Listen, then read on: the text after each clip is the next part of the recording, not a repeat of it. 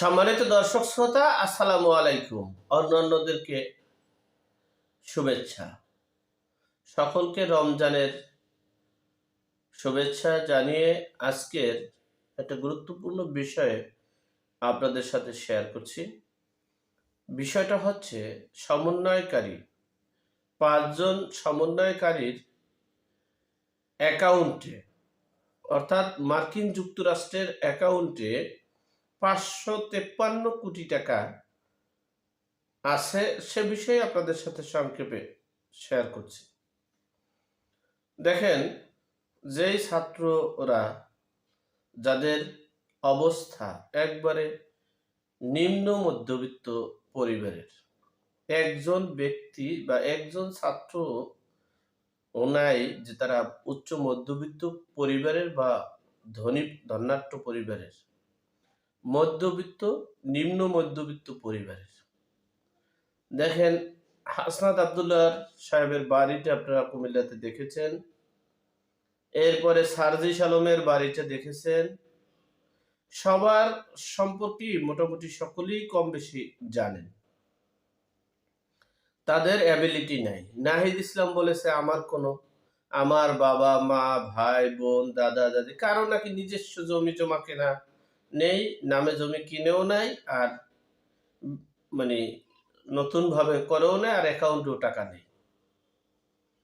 যাই হোক, আমার কথা সেটা না যে একটা দল করছে, সংগঠন করছে, তাকে টাকা দেয় নাই বা দিতে পারে না, এই সংগঠন করতে টাকা দিয়েছে কিনা সেটা দিতে পারে, যে কোনো কেউই দিতে পারে বা আছে, সকল রাজনৈতিক দলেরাই সেটা করেছে। জিয়াউর রহমান করেছে না? আপনারা দেখেছেন আদর্শমান জিয়াউর রহমান, তিনি কিন্তু বলেছেন যে টাকা is no problem, money is no problem, তোমরা এগিয়ে যাও, টাকা আসছে না। যাই হোক, সেটা ভিন্ন বিষয়। যে বিষয়টা হলো যে তারা স্বীকার করেছে আমাদের অ্যাকাউন্টে টাকা নেই, কিন্তু কর্মক্ষেত্রে আমাদের কেউ অনুদান দিতে পারে। যেমন আমরা পিকনিকে যাব, ৫০০ টাকা লাগবে, একজনে ২০০ টাকা আমরা দিতে পারবো, ৫০০ টাকা দিতে পারি, সেরকমের আমরা মেনে নিতে পারি। কিন্তু তারা বলেছে যে আমাদের কারো অ্যাকাউন্টে টাকা নেই।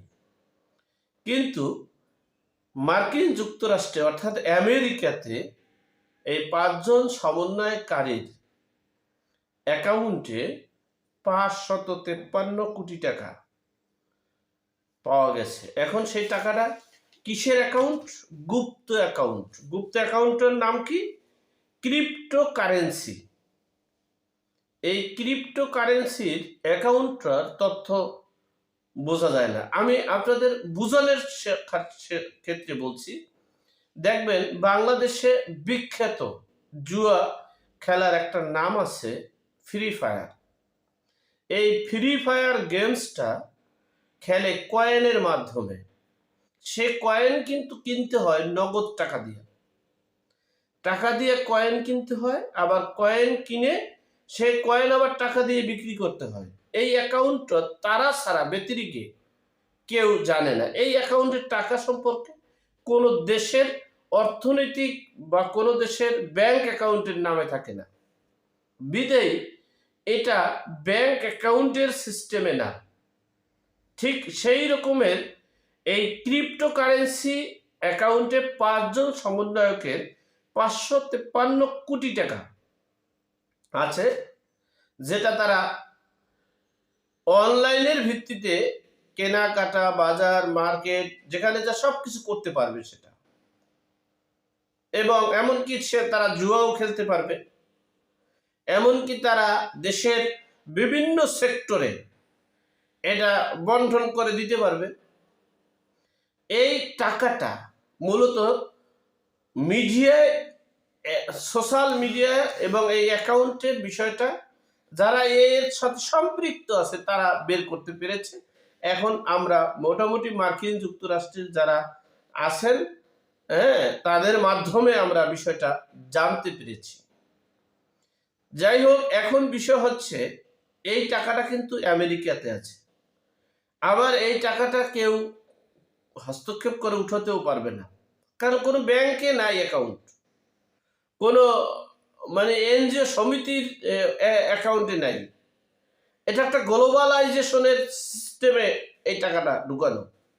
কারণ তারা যে যা কিছুই করেছে না কেন, বিপ্লব বলেন, আন্দোলন বলেন, আর এই যে এখন সেকেন্ড রিপাবলিক বলেন, এরপরে হচ্ছে আমাদের এই যে কি বলে ভারতপন্থী নয়, পাকিস্তানপন্থী নয়, এরপরের বিষয়টা আসছে এই টাকাটা কোথার থেকে আসলো।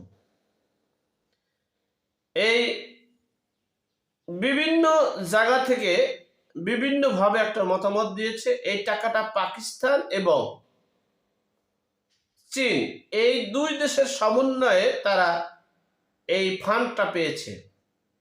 এই ফান্ডটা তারা ওখানে রেখেছে, এই অ্যাকাউন্টের মাধ্যমে রেখেছে। তারা বাংলাদেশের না, এমনকি বহির্বিশ্বেরও কোনো ব্যাংক, কোনো এনজিও বা কোনো সংস্থার মাধ্যমে টাকাটা রাখেনি, বিদায়ী এই তথ্য কেউ দিতে পারবে না। আর এটা কেউ বাজেয়াপ্তও করতে পারবে না।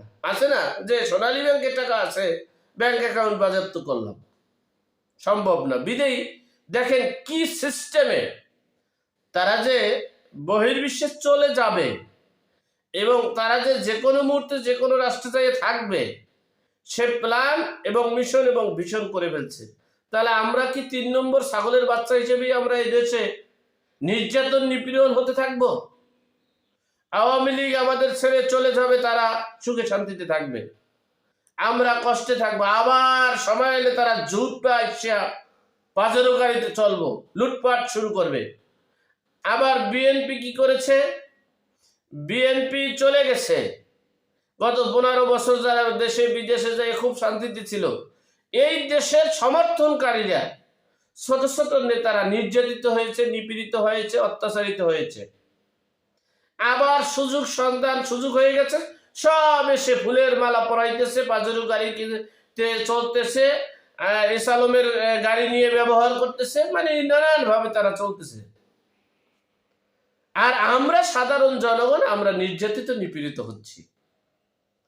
ঠিক আমরা মনে করছিলাম যে এই দুই কবল থেকে বাঁচার জন্য ছাত্র জনতার একটা তৃতীয় শক্তি এবং আধুনিকায়নের মাধ্যমে, ডিজিটালাইজডের মাধ্যমে এই আধুনিক যুগে আধুনিকভাবে আমরা একটা রাজনৈতিক দল করব, যে দলটা দেশের জনগণের জন্য কাজ করবে, দেশের জন্য কাজ করবে। তারা এরকমের পলাইয়া যাইয়া বিদেশে থাকবে না, আবার সুযোগে আসছে বা দেশে আসছে ফুলের মালা দিয়ে আবার লুটপাট শুরু করবে না।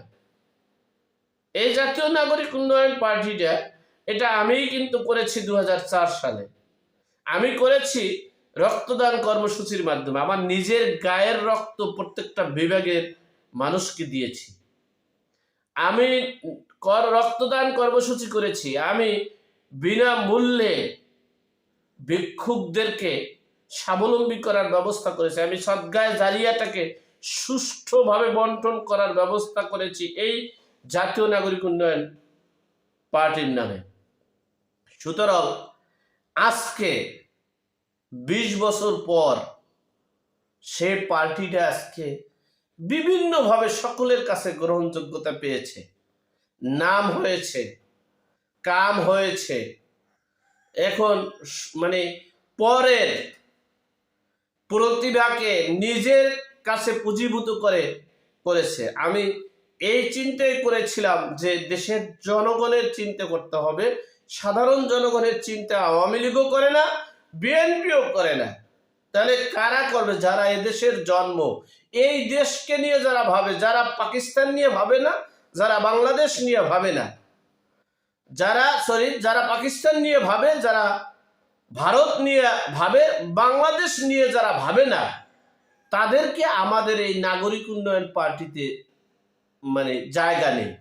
আমরা এটা করেছিলাম যারা শুধু বাংলাদেশের জনগণ নিয়ে ভাবে, পাকিস্তানের দালাল হতে চায় না, ভারতের দালাল হতে চায় না, এজন্য। আর সেই জিনিসটাকে পুঁজি করে আজকে বিভিন্ন পার্টি হয়েছে, নাগরিক আন্দোলন পার্টি, নাগরিক কমিটি, নাগরিক শক্তি, নাগরিক চেতনা, নাগরিক উচ্চ, বহুত কিছু হয়েছে। যাই হোক, আল্লাহ আমাদের সকলকে সঠিক জ্ঞান দান করুক।